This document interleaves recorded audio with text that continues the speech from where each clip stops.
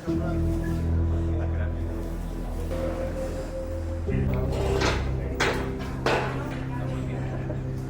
que sí.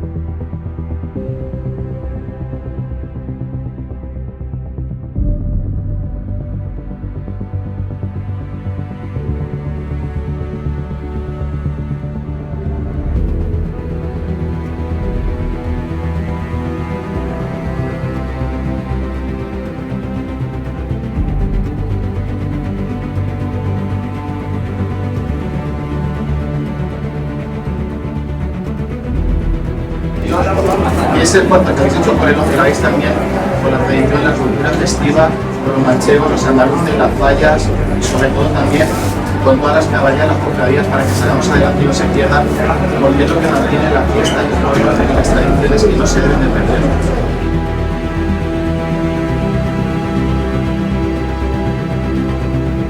Orgullo se reconoce de protegerá, de salud, que el dinero va y viene, pero la salud es lo más importante en la vida.